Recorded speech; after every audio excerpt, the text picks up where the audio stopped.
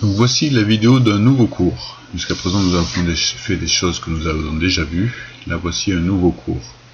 Il s'agit du quatrième grand chapitre de mécanique, pour la première partie qui concerne le comportement à la traction. Donc la traction en fait c'est quelque chose d'assez simple, c'est la première chose qui a été testée. Léonard de Vinci, là, vous pouvez le reconnaître, a déjà expérimenté la résistance à la traction. Il a émis une charge suspendue au fond d'un puits, suspendue à un câble métallique, je crois. Et il avait pu en conclure que finalement, la résistance de ce câble ne dépendait pas de la longueur. C'était la première expérience, c'est le premier à faire la résistance des matériaux mécaniques. Voilà. Donc il a été précurseur sur beaucoup de choses là aussi. Donc ça c'est pour la petite histoire. Alors, si nous commençons par l'essai de traction. L'essai de traction, on avait déjà vu une vidéo, je ne sais pas si vous vous rappelez, on a déjà vu une vidéo en début d'année, où on avait un essai de traction sur une barre d'acier. Je vais vous la retrouver, et puis pour vous en rappeler, sans la repasser en totalité. Voilà, la vidéo, je la repasse rapidement.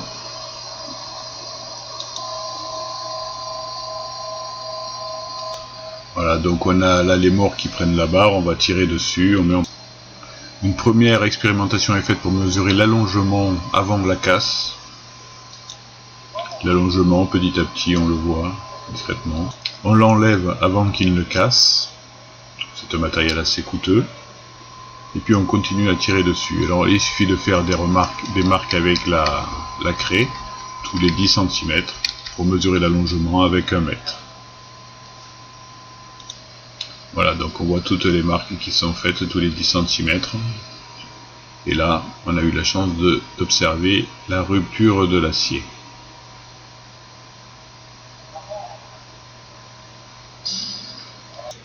Voilà, donc là, la rupture de l'acier, on l'obtient ici. C'est le point de rupture qui est ici. Donc lorsqu'on met en chargement, ici, donc on va avoir en abscisse l'allongement, et en ordonnée la contrainte qui est exprimée. Alors ça sera la force divisée par la surface, des newtons par mètre carré, ce qui donne des pascals, ce qui donne une contrainte. D'accord?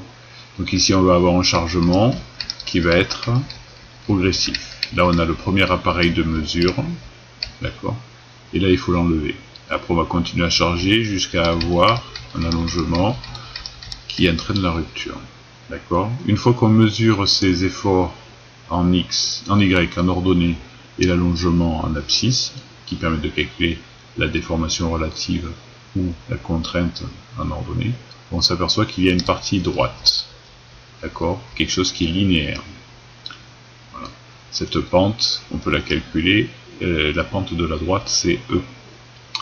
Une fois qu'on a dépassé ce point-là, on va se déformer de façon non linéaire. Alors avant d'atteindre cette limite, ici je suis dans une zone où je monte et je descends régulièrement, et si je charge, je monte, si je décharge, je reste sur la droite et je reviens à zéro. Une fois que je dépasse ce point ici, imaginons que j'arrive ici, je décharge, à ce moment-là je vais décharger sur une droite, mais je vais avoir un décalage. Ici on a une déformation plastique après chargement. Donc on a une ligne de chargement qui est droite, de pente E. Si je dépasse cette ligne, j'ai toujours la même pente, E, mais elle est décalée. Donc c'est ce module E, on l'appelle le module d'élasticité, c'est la pente de la droite. Voilà. Donc ici, cette droite-là, ça va être une ligne de chargement-déchargement. Donc je précise, ici je charge, si je dépasse les limites élastiques, quand je décharge, je viens ici. Et si je recharge, je remets l'effort, hop, je repasse là et je reprends là. Voilà. Donc on a une forme caractéristique un peu stéréotypée, elle n'est pas tout à fait comme ça, les échelles ne sont pas très vraies, mais ça permet bien de voir tous les points importants. Donc la limite élastique qui est ici, très important, si je la dépasse, j'ai un allongement qui sera irrémédiablement, on va dire une déformation plastique. Alors pour résumer ici, en bas à gauche, nous avons ici le modèle simplifié de comportement. Donc toujours les mêmes ordonnées, la contrainte, la déformation relative, et on a une droite. Et là, plutôt que de faire une courbe particulière, on fait un palier droit. Donc on imagine que ça se déforme de façon linéaire, ça revient, c'est élastique. Élastique, c'est quand ça revient à 0. Et quand je dépasse ce point qui est la limite élastique, à ce moment-là, j'ai une déformation plastique irrémédiable, jusqu'à avoir une rupture. D'accord? Donc on simplifie la courbe précédente par cette courbe-là avec une droite et un palier. Voilà. Donc, revenons sur une notion importante. Première notion importante, c'est la zone linéaire. Si vous regardez cette chose-là, la plupart de nos raisonnements, on parle de choses linéaires. Ça veut dire quoi quand c'est linéaire? C'est qu'on a une courbe qui est une droite. On a un phénomène Y qui est fonction d'une cause X, et elles sont liées de façon linéaire. Ainsi, X1 donne Y1. Si je double X1, ça fait X2, et je double Y2. Si je dis que X3 par exemple c'est X1 plus X2, là ça correspond au contraire des carreaux, hein. X1 plus X2 ça donne X3, et bien ici Y3 il est le résultat de Y1 et Y2. Autrement dit, une fonction linéaire c'est quand f de X1 plus X2 est égal à f de X1 plus f de X2.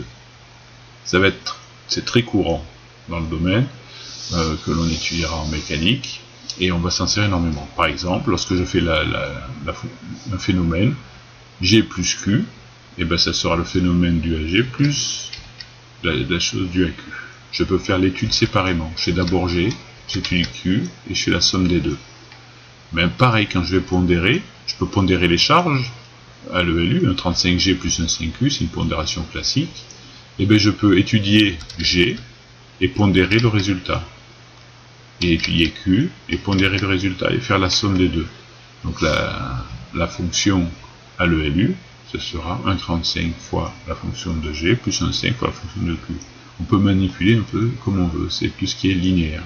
C'est ce qui nous permet d'appliquer des règles de 3 de proportionnalité. C'est une droite qui passe par 0, donc c'est une règle de proportionnalité. Comme vous avez pu le faire au collège en 3e. Donc F c'est quoi? Ben en fait c'est beaucoup de choses. Ça peut être une action de liaison. Quand je calcule une réaction, ça peut être une réaction d'appui, une action de liaison, une inconnue de liaison. Ça peut être une déformation. Si je calcule une déformation, une flèche, une longueur d'allongement. Un moment fléchissant. On a calculé le moment fléchissant, mais on peut appliquer ces formules-là. Le moment fléchissant d'une force plus une autre, c'est le moment fléchissant de la première force plus le moment fléchissant de la deuxième force, par exemple. Un effort normal, on verra ça puisque c'est le cours aujourd'hui, puis la contrainte. Donc ce phénomène de comportement linéaire est très important. On a une possibilité de superposer les choses et de les additionner ou de les multiplier avec un coefficient. Voilà.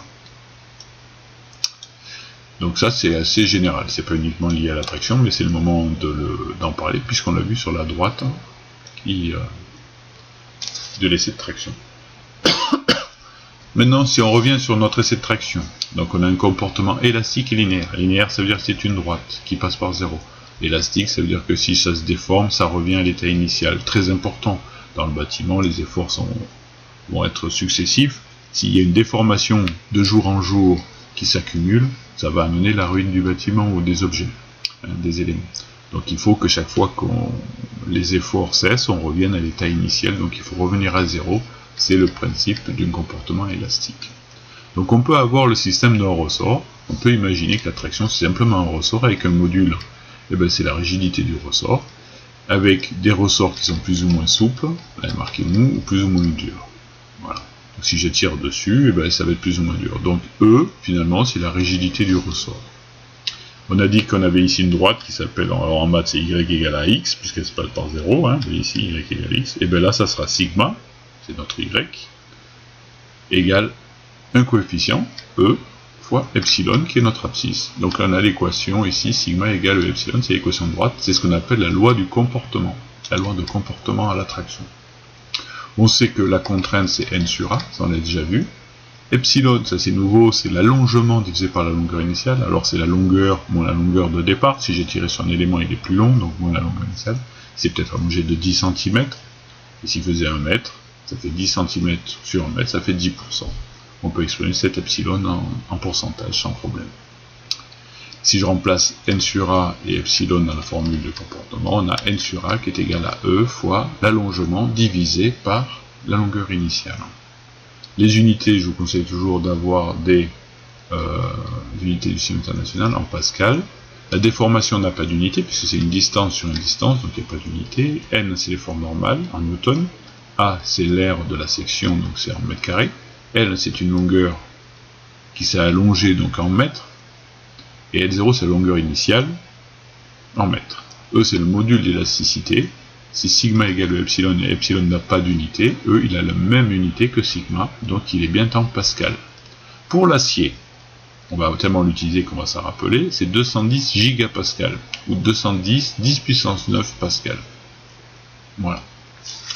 Alors je me permets juste de faire un petit aparté sur un autre phénomène qu'on n'étudiera pas, mais qui est intéressant de savoir. Lorsque je tire sur un élément, il a une tendance à se rétrécir. Sa section est plus étroite. Une élastique, si vous tirez dessus, eh ben, elle commence à être plus fine, du fait d'allongement, un peu comme si le volume était constant. Donc ce coefficient, ce phénomène, c'est ce qu'on appelle en traction, on a une contraction. Si je suis en compression, c'est un peu un effet tonneau, hein, c'est la forme d'un tonneau si je le comprimais, ça serait une expansion. Et ce phénomène, il est régi par cette équation qui est là, donc delta A sur A est égal à nu fois delta S sur L, et nu c'est le coefficient de Poisson. Chaque matériau a cette petite relation entre, vous voyez, le A qui est ici, c'est les dimensions de section transversale, donc ça peut être le diamètre de la barre par exemple, et L c'est les longueurs. Donc on a une relation. Voilà. Donc ça fait beaucoup de choses, mais les vidéos ça permet de les repasser autant de fois que l'on veut, de faire des pauses, de noter. Voilà. Donc si vous voulez recopier ce cours, pourquoi pas. Peut-être un peu fastidieux, vous l'aurez en PDF si vous voulez l'imprimer, c'est pas utile hein, en ce moment de pénurie, et c'est pas la peine de gaspiller du papier. Voilà. Donc on passe à la diapo suivante qui va nous amener vers un exercice. Donc je vais vous présenter l'exercice et vous proposer de le chercher. Je vais donner beaucoup d'éléments oralement là pour le résoudre. Donc en fait c'est une charpente, ici vous voyez une charpente qui s'appuie sur les deux murs. Alors quand on a ce triangle là, si on appuie sur cette charpente, on peut imaginer que ça va pousser sur les murs vers l'extérieur. Un triangle il va avoir tendance à ouvrir et à pousser les murs. Donc on va mettre ici un tirant qui va tenir en longueur et qui va permettre d'éviter que ce soit les murs qui reprennent les efforts, mais ça sera lui qui va reprendre les efforts d'écartement de la charpente. Voilà, comme ça les murs ne fissureront pas. Donc là on a un détail de la fixation, hein, et on a ici un tirant qui est aux extrémités, il est fileté, on ne tiendra pas compte de ce filetage, mais le filetage permet d'avoir un réglage parfait de la longueur. Alors ce tirant il est assez long, on l'a acheté, il fait 6 mètres de long, hein, on va pouvoir le mettre en place. Et donc ici on a une toiture qui va supporter son poids propre plus la neige. Ça va être la neige le plus dimensionnant. Et donc là, si on fait une étude statique, tout ça, bon c'est pas l'objet, on va supposer qu'on a plusieurs résultats. Donc je vais d'abord mener uniquement avec le poids des tuiles de la charpente. Et si je fais que le poids des tuiles et de la charpente, l'effort dans la barre de traction, hein, dans le tirant, il est de 74 kN. Après, je néglige le poids de toute la structure et je fais que le calcul pour la charge de neige. Et là, quand il y a la charge de neige, je fais un calcul, c'est 66 kN. D'accord? Donc que le poids des éléments, ça fait une charge de 74 kN de traction, et que le poids de la neige, ça fait 66 kN de traction dans le... Donc je reviens, pourquoi je fais ça? Parce qu'on va utiliser le principe de superposition. Je vais faire d'abord une force, puis une autre. D'accord? Les charges permanentes, G, et les charges variables, Q. Charge variable, ça sera la neige. Voilà. Donc le fournisseur, on lui a demandé ses caractéristiques, il m'a dit la limite élastique de l'acier c'est 550 mégapascal, bien. Et le module Young, hein, la rigidité, c'est 210 gigapascal. Voilà. Donc 550 millions de pascal et 210 milliards de pascal. Voilà, donc 6 mètres entre les murs, c'est noté ici. Voilà, ça sera la longueur initiale. Hein. Voilà, on suppose que c'est à peu près ça, même si on n'a pas exactement les informations sur les bords. 6 mètres. Et puis je rappelle, le LU on l'avait vu, hein, quand on fait un calcul à l'ELU c'est 1,35G plus 1,5U, donc major de 35% de la charge permanente et 50% de la charge variable. Par contre quand je fais un calcul à l'ELS, pour les déformations, on va voir que c'est G plus Q, je ne majore pas. Il n'y a pas mort d'homme pour les déformations et l'utilisation en cours de service. Par contre, quand j'étudie la ruine, ça peut être dangereux, donc je vais majorer. D'accord ? Alors pourquoi je majore plus la charge variable? Parce qu'elle est moins connue. La neige est plus aléatoire. Par contre le poids de la charpente, il est beaucoup plus connu, puisque on sait les éléments que l'on a mis. Le bois, on connaît très bien sa masse atomique, c'est moins aléatoire que la neige. Donc première chose, il va falloir faire la vérification à l'ELU. Pourquoi? Parce que dans un premier temps, j'ai envisagé de mettre une barre de 14 mm de diamètre. Donc cette barre-là fait 14 mm de diamètre. Est-ce que ça va tenir? Vérifier si la barre convient à l'ELU. Alors que faut-il vérifier? Pour vérifier, et bien donc du coup c'est par rapport à cet essai ici, on va vérifier que la contrainte ne dépasse pas cette limite élastique. Si on veut regarder si ça ne dépasse pas, pourquoi? Parce qu'on sait que ça résisterait plus, mais si on prend le modèle simplifié qui est ici, pardon, voilà, le modèle, donc là on a une limite élastique qui est là, par contre, là j'aurai une déformation plastique, donc il ne faut pas dépasser ce seuil là de la limite élastique. La limite élastique, le fournisseur me l'a donné de 550 mégapascales, donc il faut que la contrainte soit plus petite que ça. Et comment connaît-on la contrainte? Et bien c'est n sur a, l'effort normal sur a. D'accord? Donc ici je vais appliquer sigma égale n sur a. N c'est l'effort normal qui est fait. Attention, bien le pondérer à l'ELU, puisqu'on fait un calcul de rupture à l'ELU. D'accord? Si je dépasse cette valeur de 550 mégapascales, je vais amener la rupture. Donc il faut pondérer à l'ELU les charges qui sont là. Donc Q c'est la charge variable, ici la charge variable c'est la charge de neige. Donc on calcule l'effort normal à l'ELU, on divise par l'air que l'on connaît, puisqu'ici on a un diamètre de 14 mm. À ce sujet, on a déjà fait beaucoup de calculs de ce style-là, je vais vous les rappeler un petit peu. On l'avait fait en début d'année, où on avait fait les calculs de charge soit sur les éprouvettes, les barres d'armature, soit sur les éprouvettes béton. Donc ça revient un petit peu à faire les calculs qu'on avait déjà fait auparavant. D'accord, retrouvez ce poly, et puis vous avez dû noter dessous vos réponses. Voilà. Donc ici, pour la vérification à l'UV. Est-ce que ça marche? Ben non. Parce que si on regarde bien la question suivante, quel doit être le diamètre minimal du triangle? Donc je suppose que ça ne marche pas, et que là il y a un petit souci. Donc petit b, on vous demande de dimensionner quel doit être le diamètre minimal. Alors maintenant c'est différent. Je sais que la limite élastique, elle est de 550 mégapascales. Et je dois calculer le diamètre. Donc il faut que je calcule l'air et que j'en déduise le diamètre. Et le choisir dans ce qui est produit. Donc le fabricant, il ne produit pas tous les diamètres. Là j'ai 14, 16, 18, 20, 22, 25, 30, 35. Donc je vais choisir parmi ces diamètres-là celui qui va bien. Toujours à l'ELU. C'est la même charge. Vérification en déformation. Maintenant là je vais trouver un diamètre et je vais le prendre. Puisqu'il tient, ce diamètre-là il va être suffisant. Et donc je vais vérifier s'il se déforme. Parce que je ne voudrais pas qu'il dépasse 1 cm. Donc ma question c'est est-ce que l'allongement maximal de cm est vérifié? Donc on va faire les déformations. Alors à l'ELS, c'est-à-dire que maintenant, ici il n'y a pas mort d'homme, c'est simplement pour éviter qu'il y ait trop de fissuration dans les murs, sans qu'ils s'écroulent. Donc du coup on va faire un calcul à l'ELS sans pondérer. Donc l'effort normal n'est plus le même, c'est l'effort normal à l'ELS. Donc on fait les efforts de la charge permanente plus l'effort de la charge variable. Et on va calculer l'allongement maximal. Alors, on souhaite un allongement maximal. Est-ce qu'il est vérifié avec le diamètre choisi précédemment? Donc l'allongement, il est où? Il est dans cette formule-là. L moins L0, c'est l'allongement. Donc je connais L0, la longueur initiale du câble. L'allongement, c'est 1 cm. Il ne faudrait pas le dépasser. E, il est connu. L'effort normal, il est connu. Et l'air est connu. Alors finalement, je connais tout. Là. Donc ce que je vous propose, c'est de calculer ici plutôt l'allongement que l'on a. Avec l'effort normal à l'ELS. L'air, pi d2 sur 4 ou pi r2. E, il est connu, la longueur. Donc on détermine l'allongement. Si ça fait plus d'1 cm, eh ben c'est pas bon. Si ça fait moins, c'est que c'est bon. D'accord? Je crois qu'il est pas bon. Mais dans le doute, de toute façon, on dit en deuxième réflexion, deuxième raisonnement, on va dire non, mais on va quand même limiter à 5 mm. D'accord, là je vous fais calculer un peu dans tous les sens. Là maintenant, ce que je veux, c'est que je veux connaître le diamètre, qui est donc bien plus important que celui qu'on a calculé avant, qui ne m'empêchera d'avoir 5 mm d'allongement, pour avoir moins. Donc je reprends la formule ici. Ici, l'allongement c'est 5 mm, c'est ni plus ni moins. L0 c'est toujours pareil, E il n'a pas changé, et c'est l'air que je ne connais pas, puisque je cherche le nouveau diamètre. Voilà. Donc je vous invite à chercher, à répondre à ces 4 questions-là. Et voilà, et vous pouvez les écrire, c'est assez simple. La difficulté étant de bien poser les équations, de les écrire proprement, de bien résoudre et de trouver. Voilà. d'identifier ce que l'on cherche. Donc première chose que l'on cherche, c'est savoir si la contrainte dépasse la limite élastique. Il faut calculer la contrainte. Deuxième dimensionnement petit b à l'ELU, on cherche un diamètre, donc il faut calculer une aire pour avoir son diamètre.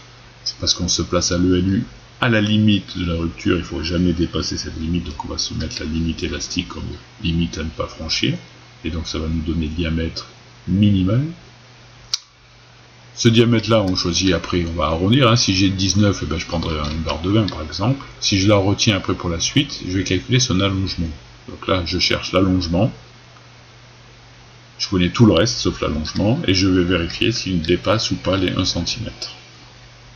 Dernière option, je cherche là à avoir 5 mm d'allongement, je vais chercher le diamètre donc l'air dans cette formule. Voilà. Bon courage et bonne démarche. Il y aura des éléments de réponse dans une prochaine vidéo.